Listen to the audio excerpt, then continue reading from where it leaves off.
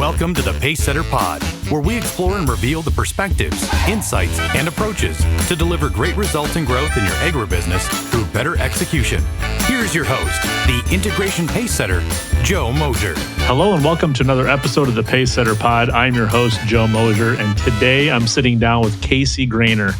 Casey is the Senior Vice President of Agronomy at Central Farm Service Co-op in southern Minnesota, and we're going to cover a lot of ground, both the history and current form of CFS, Casey's path from growing up on a farm, various career opportunities that eventually resulted in him entering the agribusiness sector, and then also in his current role at CFS. But then a lot of the really impactful insights and learnings that Casey has that I think apply in many of your businesses and are going to be of tremendous value to you. A couple of them I want to highlight before we go in is Casey's going to talk about centering us on the role of the co-op, why ag co-ops exist, their reason for being, and why they're so important to driving value for the member ownership and the American farmer. He's also going to talk about technological investments and advancements in the business and how this really creates an accelerant for strategy and growth. But it's not as simple as buying the right tech, having the right applications, mobile devices, infrastructure. He's going to talk about having the right people, the folks with the right technical experience, the right skills, the right execution chops to actually make sure that those systems are operating as optimally as they can, that there's the right information going in and the right data and insights coming out of it on the back end. Casey's also going to talk about building a culture of failing with pride, meaning an organization that expects things will not go well, expects to have the obligation of investigating what's not working. Why is it not working? What can we do to improve? And expects that through these learnings, through these failings, and the pride of ownership that comes with getting better each day, the business can grow and succeed. And finally, I also really love, he's going to talk about how periods of turbulence that could show up as operational challenges, muted growth, maybe even a red P&L where you're losing money and not generating the returns expected, how these periods of time can really help focus the mind and clearly illustrate and articulate the challenge and help create the momentum and the alignment that's needed to set the stage for growth and create the conditions through which the agribusiness can prosper. So with that, let's go over to the conversation with Casey Graner from Central Farm Service. Casey, it's so nice to have you on the show today. Thanks for taking some time out of your schedule to join us in the Pacesetter Pod. Hey, thanks for having me. Excited to be here. Yeah, this is great. I appreciate you. As we talked about before we hit record, someone in your position, as we'll talk about here in just a couple of minutes, being willing to carve out some time this time of year is noble and generous. And the fact that you can says a lot about your team and the state of the business. So we're excited to get into that. You work for CFS, and I thought maybe as we start off here, maybe explain to our listeners who CFS is, what you all do, where you're located, and who you serve. Yeah, you bet. So CFS, Central Farm Service, if you spell it out there, member-owned cooperative, like all cooperatives are.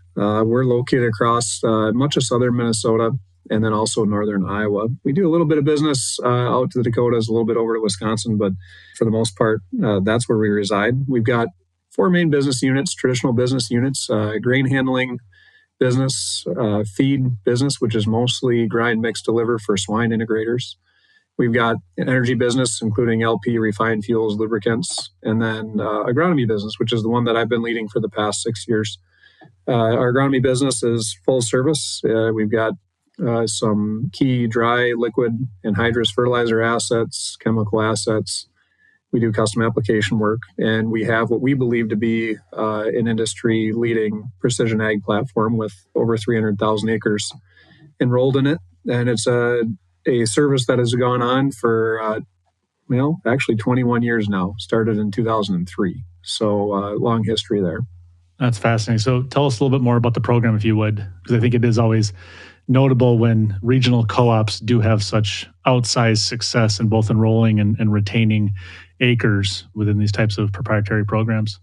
Yeah, I think to really fully understand it, I think you have to really look at our space, which I could probably flesh out a little bit more about CFS. If you look at that chunk of geography that we work in, that we serve in for this owner base, this owner base of over 4,000 people, owners that is, it's pretty darn good dirt.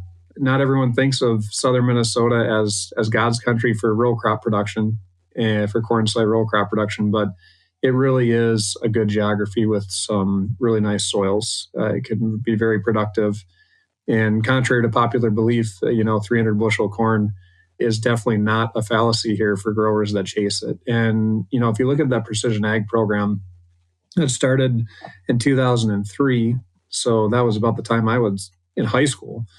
It really started much the way a co-op would have started 100 years ago. You had a handful of really forward-thinking farmers who recognized that there was new technology emerging in the industry, really alongside computer science and the ability to manipulate data and understand it better.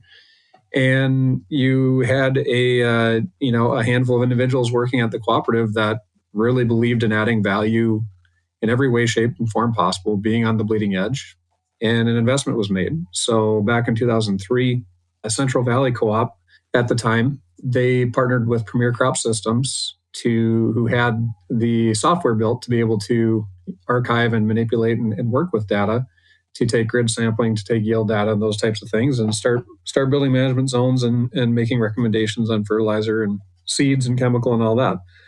What started with a handful of growers and 5,000-6,000 acres really just kind of grew quite organically over that period of time.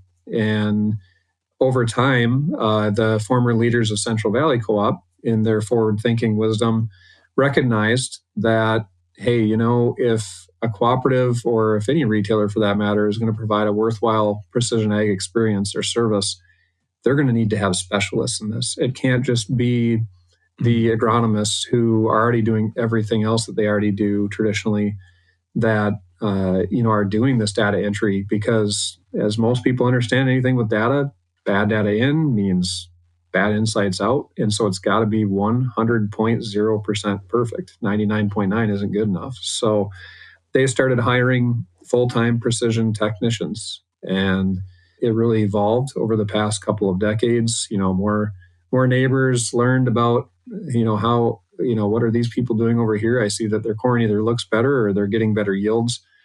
And it snowballed to the point where when I started at Central Farm Service here in 2018, so 6 years ago now, on April 1st, I knew that this was a high ground of this cooperative, and that, they really had a strength in this space. And in 2018, I believe we were at about just over 200,000 acres, 210, 215,000 acres maybe.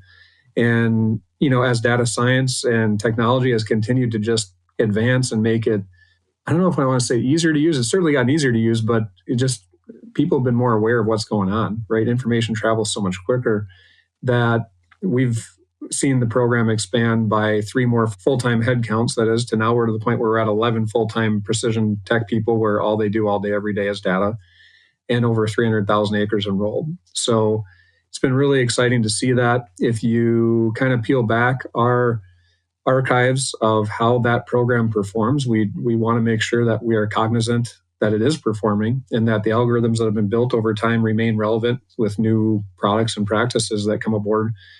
The grower base that is enrolled in Central Advantage traditionally will out-yield their respective county average USDA yield by between 10 and 20 bushels an acre on corn.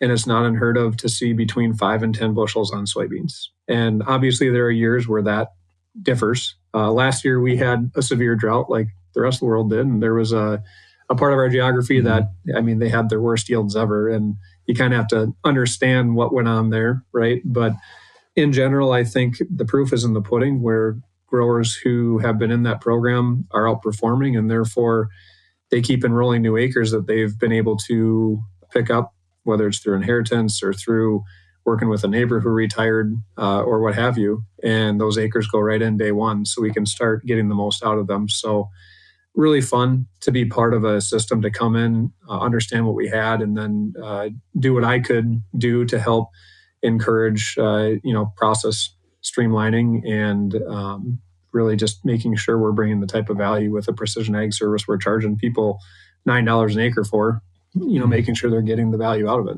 What's interesting about that is when we start to talk about precision ag programs and leveraging data, collecting data, leveraging data, generating insights, et cetera. My mind, at least, I shouldn't say everyone, but the way I think about it is I start to presume that these are big technology investments. And of course, there is some technology investment there. But what's interesting is how much you talked about the investment in people and making sure you had the experienced specialists, the skilled technicians that can then, one, make sure good data is going in, monitor, measure, and then extract valuable insights, which then create that system. I'm going to kind of run with this here for a moment, but it creates the system where you talked about, we had to know it was performing. So that's all about measurements, right? Measuring the machine. You had to make sure it was aligned with new products. So it had to have some degree of agility that it could evolve because the market's not going to stand still, right? The product's not going to stand still. Your growers aren't going to stand still. The competition's not going to stand still. The weather, we all know, doesn't stand still. And so you had to have that agility in the system to make sure that you could continue to evolve with the conditions that you compete in. But then also this notion here of the growers out yielding the county average on corn and beans. And that really speaks to then the performance. So it's almost, you've, if I'm hearing you right, you went heavy on the talent investments, buttressed with technology investments, but then the machine now is really about measurement, agility, and demonstrated performance. No one component works without the others, right? And you hit the nail on the head with talent. Our Central Advantage program, that's what we call our precision program. I don't know if I mentioned that before or not.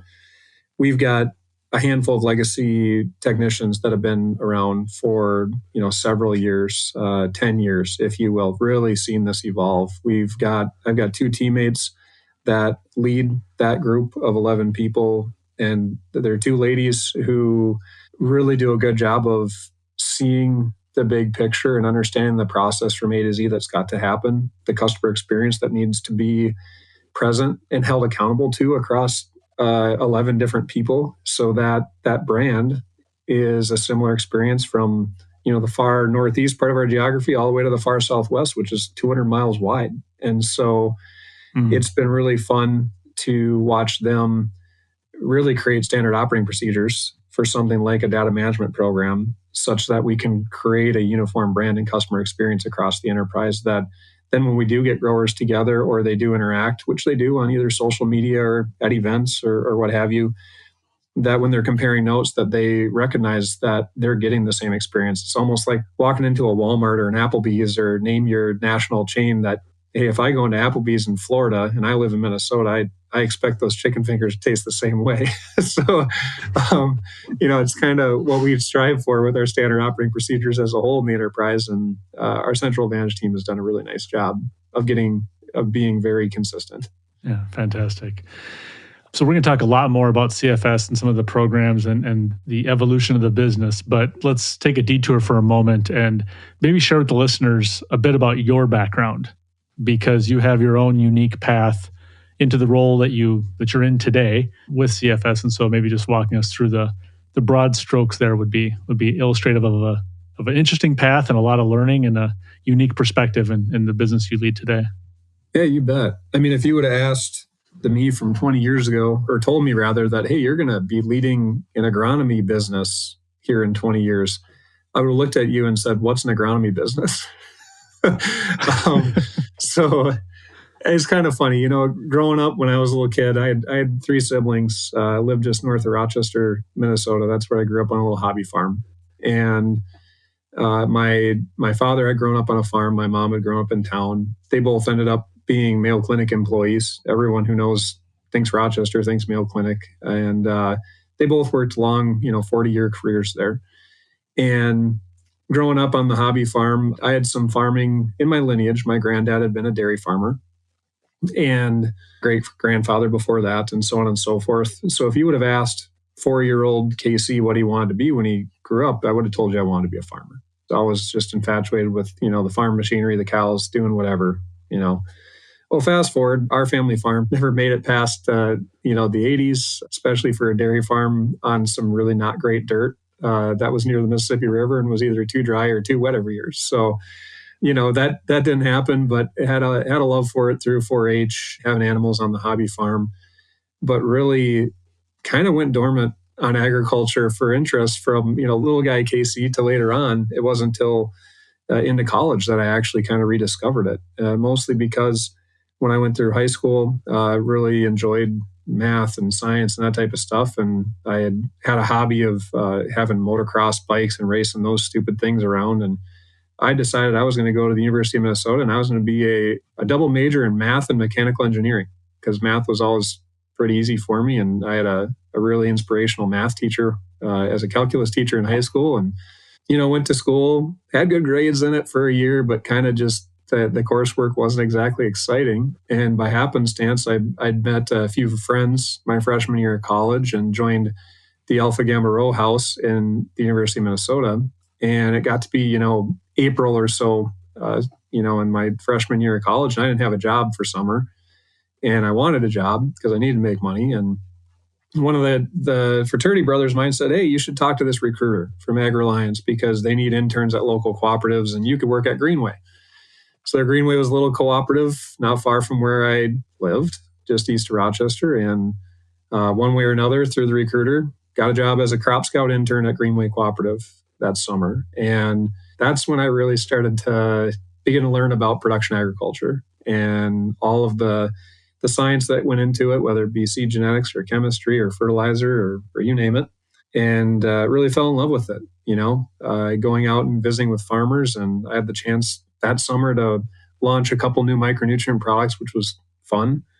That snowballed into another year of internship. That snowballed into, I changed my major actually after that internship to food science and human nutrition because it had all the prerequisites for going to either med school or pharmacy school. Because I thought, if I'm not going to do the engineering thing, I'll do what Dad did. I'll go work at the hospital. But I kept going back to the co-op in the summer because I could work as many hours as I wanted to, and I actually just really loved it.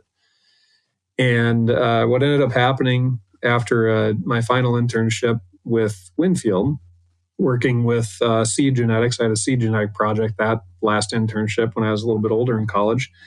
I ended up having to make the choice, was I going to go work full-time for Winfield upon graduation, or was I going to continue on and go to grad school in medical sciences? And had enough experience, volunteering at the hospital and things. And I had felt I understood that and still liked the idea of helping people, but I just really had this passion, this itch for this agriculture thing. So never forget, the response my parents had when I said, yeah, I'm not going to go to grad school. I'm going to take a job for, $32,000 a year salary, whatever it was, being a crop seed rep. So I did that and it was awesome.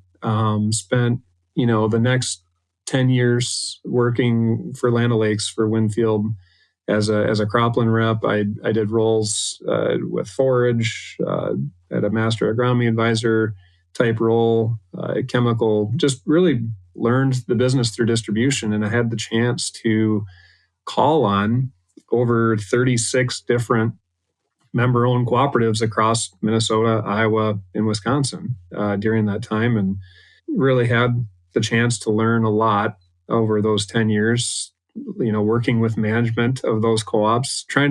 First couple of years, I was young and dumb, right? And trying to learn that process. And by the end of it, I'd really fallen in love with the business side of it and trying to do my best to be a consultant for agronomy managers, say, hey, here's, I see these issues or these opportunities and here's how I can help. And that's how it led me to CFS, both Central Valley Co-op and WFS, Watonwan Farm Service, the two legacy co-ops that merged in 2016 to create Central Farm Service. They were both wholesale accounts of mine that I called on from Winfield. I'd known for quite a while. I knew all the salespeople. I knew the management. In late 2017, my predecessor was retiring and happened to be walking through the hallway at the headquarters and just kind of asked the CEO, hey, who's taking his job? Because I just wanted to know who I had to call on. And he said, why are you asking? Are you interested? And so one thing led to another. And now here I am. I've been here for 6 years, since 2018 with this team, and I couldn't be happier about it. Yeah, I wanted to talk about that because I love the story of, trying to just figure out, your book just consolidated by one, right? Two accounts that are going to become one. And you're trying to figure out, okay, whose ear do I need to be in as soon as possible?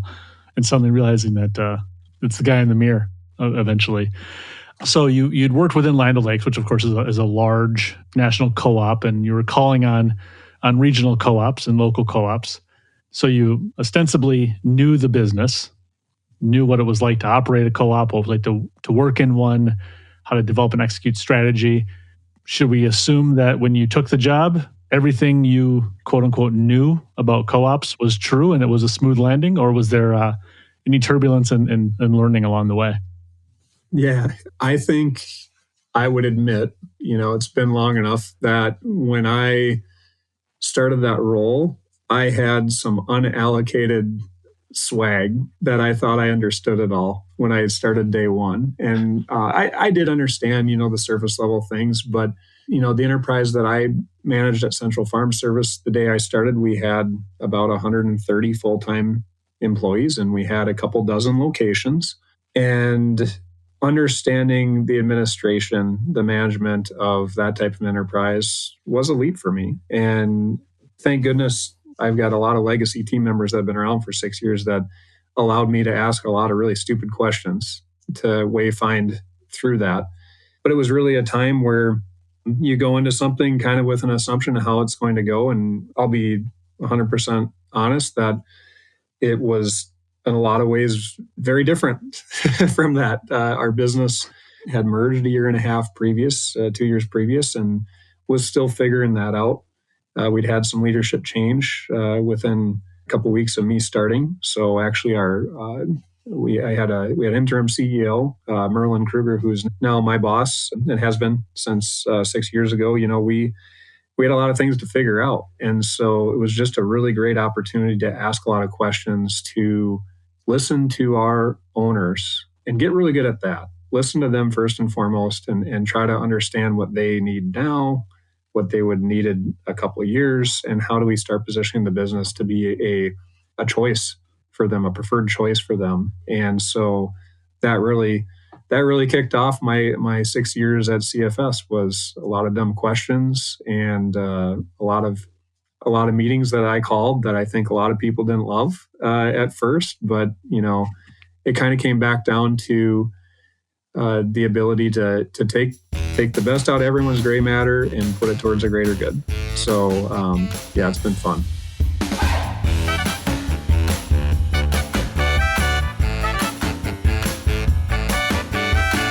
Poorly executed mergers and acquisitions destroy more value than they create. They can set your company back years. To defend your firm's position in the marketplace, you need access to the leading practices that unlock the greater potential of your people, processes, and systems. If you are undertaking a company transformation or pursuing an acquisition as a vehicle to grow, set up a call with Joe by visiting www.moshercg.com. So I'm just thinking, you're looking at my notes. You come in and you said you had the unearned swagger. Walk around like you knew what you were talking about, and everyone else knew that you didn't, or perhaps presumed that you didn't. But so you're trying to understand the enterprise, right? Just as the new guy, you get the new guy smell. Trying to understand the enterprise. You have skilled team members that are looking at you, right? Everyone looking back at you has a better idea what's going on in the business than maybe you do. You've got leadership changes that, of course, occur in the wake of a merger. You've got interim leadership, which is always a tenuous position, right? Is trying to make sure, how much do you push on a business, not knowing exactly who'll be populating the seats in the future. And then you got member owners who have a lot of expectations. So I hear from you that being willing to ask dumb questions and listening to your ownership and listening to your employees was key to navigating that. But I guess for folks that are listening that are maybe in this type of experience right now, or may find themselves in that position here in the near future, right? Stepping into a role where what they know is grossly outweighed by what they don't know. At what point did you realize, I'm underwater here? And did you, as you reflect back on that, was there an overt or an explicit decision around how you're going to tackle this? Or was your gut just telling you, just listen, just wait it out, just collect information? I just want to kind of get into your headspace during that time to say, how did you navigate that? Because not everybody would come out the other side and be in a position for 6 years and counting. Yeah, for sure. I think the swag came from, I knew about a quarter of the people. I knew all the salespeople really well because I'd worked with them for the better part of a decade. And had, not only business acquaintances, but honestly friends close friends that I'd called on and serviced and worked with in my former job. But And I was a pretty apt salesperson. I did okay with it. I had success. And so that's where the swag come from. But, that time of the year when I came in April on our business cycle at CFS, not long after that is when we start the budgeting process for the next year. And, probably comes back to the lineage of the way my brain's wired is when in doubt, I think in numbers, and numbers on paper are hard to argue with, and everything else they contribute to what those numbers end up saying. And so the first couple months outside of starting to get to know the people, the other 75% of the people, the two things I did were dive into numbers, because it was this time of the year and I wasn't going to help with anything anyways, because I didn't know what the heck was going on for spring operations. So I figured, okay, I'm going to bury myself in every document I can find that has a number in it. And when I can sneak in visits, what I did is I actually met one-on-one with every CFS agronomy employee over the first 6 months. So it was over 100 one-on-one meetings that sometimes only lasted 15 minutes, but sometimes lasted an hour and a half or more. And everyone from the various managers that existed all the way to the guy that started 3 weeks ago and just learned how to drive a forklift. And pretty much the same exact set of questions to all of them. Hey, what makes you want to work here? What do our customers expect of us? Tell me about the things that get you excited to come to work, or the things that really upset you. And, just some really basic level questions. So after asking that same small set of questions to that group of people, then I could start putting numbers to some of the soft stuff and understand where I probably had to focus my efforts leading the business. Because you don't just no one hires a agronomy manager to just come in and just do the job. I mean, hopefully they're doing something to help improve the enterprise, right? So that allowed me to get some framework around where I was going to focus first and what we could do to continue to advance the business post-merger, continue to structure the business to be successful. In my first year, at the end of that fiscal year, we'd had some weather issues. However, we were still kind of reeling from trying to figure out the merger. And frankly, our business unit was not a profitable business unit that year. And so, get back into the numbers, that's when I really realized, okay, I've got a lot more to learn and understand. And we as a team, we've got a lot to figure out to make sure that those are not repeated business results. However, we want to flip that and inverse it. And we want to get to the point where we obviously are investing the right way for our patrons. And you got to do that with earnings. So 2019, we had improved significantly. 2020 was actually the year that we were within reach of breaking even, and for our division that is. And then ever since then, we've continued on a nice trajectory in upwards earnings to the point where we've had record earnings here the last 3-4 years in a row, just kind of sequentially one after another. So it's kind of crazy. One of the sayings we've used is, hey, 1 year is a long time, but 3 years is an eternity in this business. And, by that definition, I've been through 2 different eternities now at CFS. So our team that's been around that whole time could probably laugh and relate about that.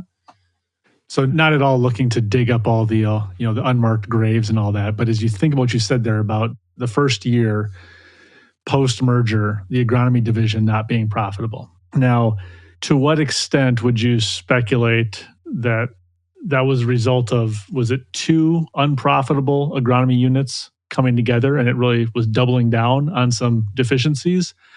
Or was it to some extent the actual merger itself that generated some of the headwinds that resulted in not leading and not generating a return in that first year?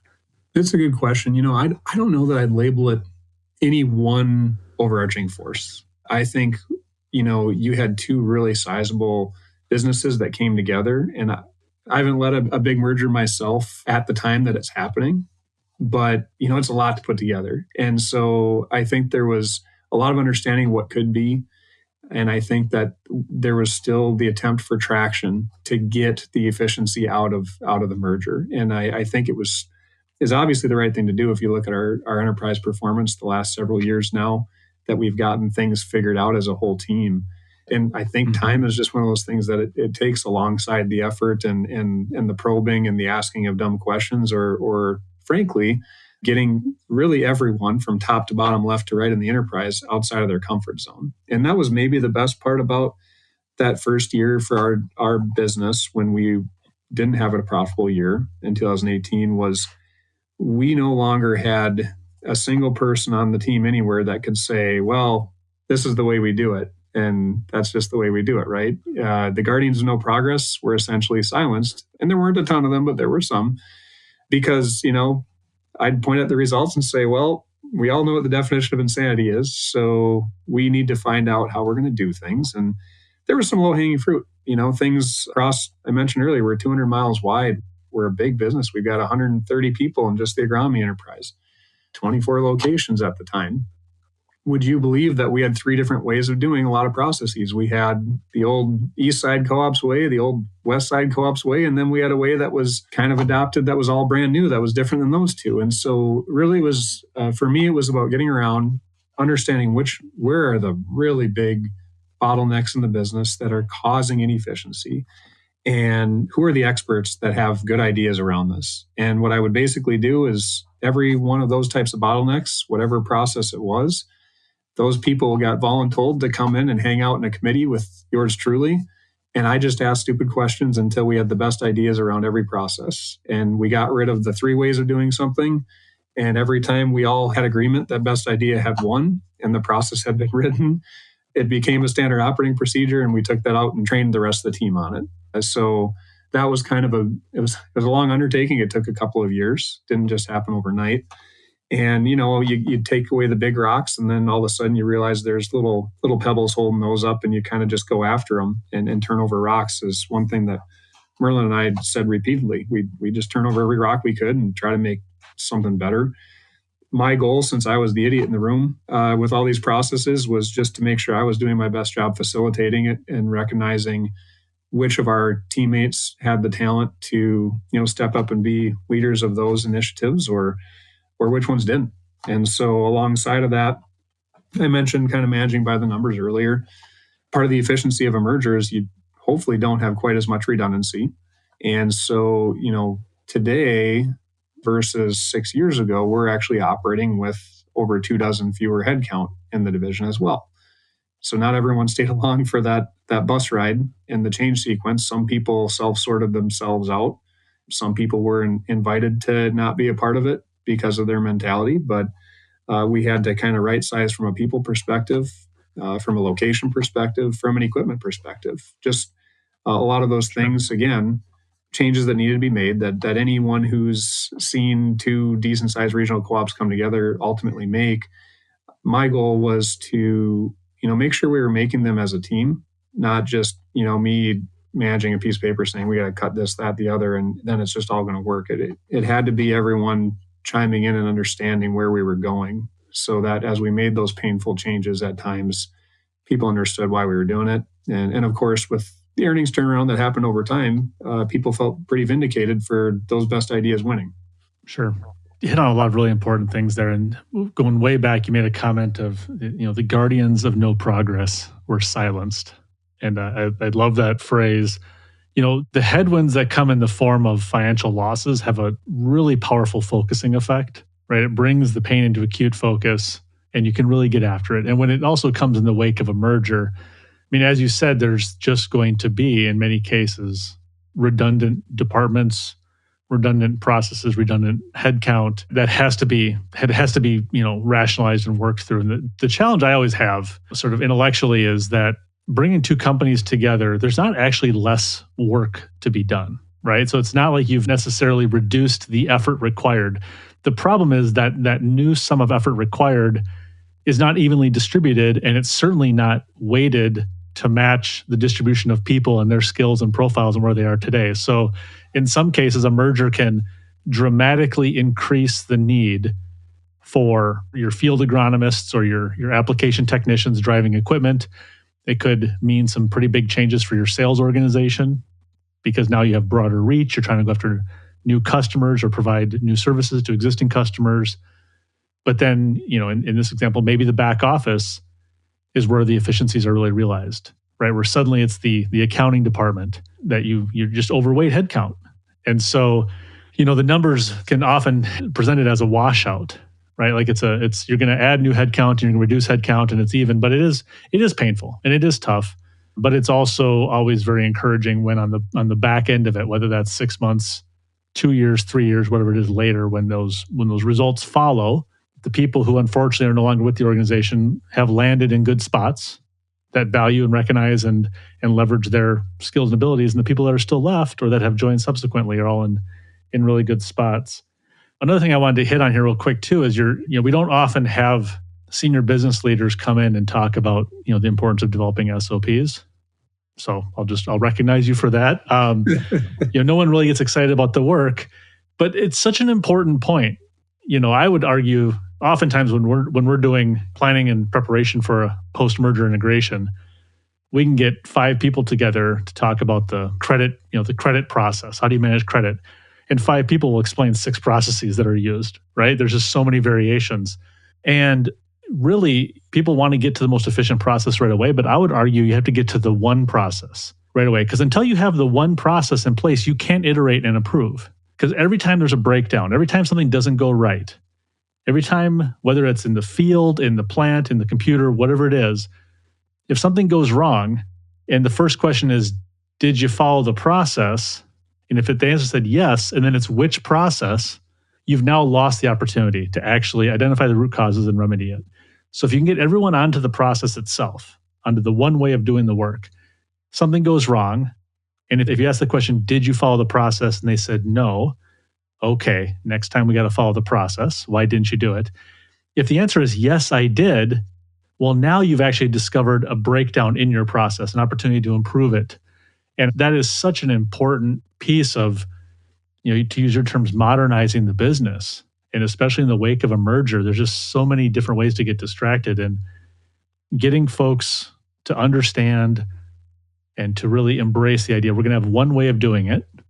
It may not be my way that I did it before, but we're going to do it this way. And when it doesn't work, we're going to be well positioned to then modify it to make sure it works next time. That's how we do it. It was best idea wins. And hey, if you've got the best idea, great. But the rules of engagement were, if you're in the room and you hear a better idea, you need to say that's a better idea. And until we prove otherwise by continuous improvement, we're going to sit here and wait till we have consensus unilaterally that it's the best idea. You're 100% right. It's and then when it does break down, because it did. There's a couple times it did. You didn't factor a couple variables that you didn't put enough weight to or whatever. Mm-hmm. When someone screwed something up, it was okay. Was the person wrong or the process? Just like you said. And if it was the process, can we very quickly amplify that so everyone else is aware of where we screwed up? And because it wasn't their fault, it was a process breakdown. Make sure everyone's aware of it, and then really quickly huddle on what's the remedy? What's the likelihood this is going to happen again right away? Do we have a week to fix it? Do we have a month to fix it? Do we have a season to fix it? And then blast it out. Hey, I screwed this up over here. It was actually the process. We're changing the process to this, and being proud of the failures that happened was tough for some. But over time, I would hope now, and I feel a lot more confident now today culturally in our business, when a process breaks down and goes completely haywire, which is pretty rare, but when something breaks down, our employees know that everyone needs to hear about it, and them taking ownership of it, of being the person near that process breakdown, is actually celebrated, not scolded, So it's fun to be a part of a team that's willing to do that and willing to pipe up no matter where they are in the ladder. And we're a pretty short ladder. We're still a local cooperative at the end of the day. It's me, a manager, and then someone else on the team. So we're pretty flat. I don't care who it is. If they see something, we want to hear them saying something so we can fix it. So it's very easy for agribusiness leaders to say things like, we embrace failing with pride, or failing with pride is a core value of our department or our division, et cetera. And it's a whole different thing to build a culture that actually reflects it. So how have you, and I say you because I'm talking to you, but I know it's probably not just you, Casey, but how have you all been able to effectively build a culture that demonstrates that failing with pride? And it's not that you're proud of failing necessarily, other than you will fail, you will struggle, and the pride shows up in, we're going to name it, we're going to own it, We're going to talk about it, and then we're going to fix it. So how do you do that? How do you create that culture? Well, I think first and foremost, we have to remember every day we're a member-owned cooperative. We owe our livelihood, our existence to babysitting a bunch of assets that aren't ours. They're our members' assets. And we are directed by those members. We've got a really great board of directors that's been very progressive for many years, well before my time. And if you talk to a farmer who has planted more than a couple crops in his life, every one of them will tell you pretty proudly what things they figured out the hard way. And that involved failure. And so when we show up at the co-op every day to earn our day's keep and get paid by these patrons and their earnings that we're trying to create for them, I think it's important to recognize that a lot of the reasons why we're as good at what we do today with servicing them is because of either their failures or ours over a long period of time, and not hiding them and sweeping them under the rug, but learning from them. We talked earlier on about our precision ag program. All precision ag is measuring failure over and over again. And then we do learning blocks all the time in replicated fashion. Hey, how do we screw this up? And how do we build constraints and parameters into algorithms that reduce the risk of future failure or enhance the success? So I kind of always look at it that way is, hey, farmers are really good at figuring out what doesn't work. Let's make sure that when we figure out what doesn't work within our processes and what we have in our jurisdiction every day, that, we're trying to take and be excited about it as opposed to getting all mad about it. I may be one of the less volatile folks in my type of a role. When something bad happens, which it happens, equipment breakdown, heck, but okay, there's got to be a fix to this with technology or something like that. So I think not getting emotional about it, but taking a step back, looking at, okay, was it a person, a process, something like that? Let's start dissecting it right away and let's fix it. Because that's what farmers do. When farmers have a corn planter that row 23 out of 24 keeps plugging up, normally they take some time and try to figure out why. So that's what we have to do. Yeah, it's just talking about like being one of the least volatile people. I always think about we'd say at harvest, we don't know if the veins in the forehead or the neck, but we're going to see it eventually from the location manager when they're screaming, right? So everyone's got their tell when the rage is boiling over. But that's a really interesting way of putting it, and being able to stay calm, to one, depersonalize the hiccup or the failure or the obstacle and say, okay, this is simply a problem that we're encountering. Let's take a cue from our ownership. What's the data available? What are the factors that we're facing? What's the next logical step we can take? I mean, that's what a tremendous example that you're setting.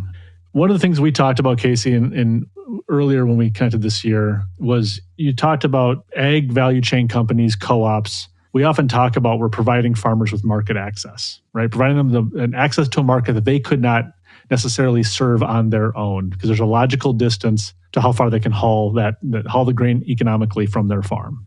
And basically, co-ops have an incredibly important role in that value chain of the receipt, storage, distribution of agricultural products, both inbound and outbound. But you also had a more expansive definition of other ways that the co-op can serve as a connection to the outside world for your member owners. Can you talk a little bit about what that means to you?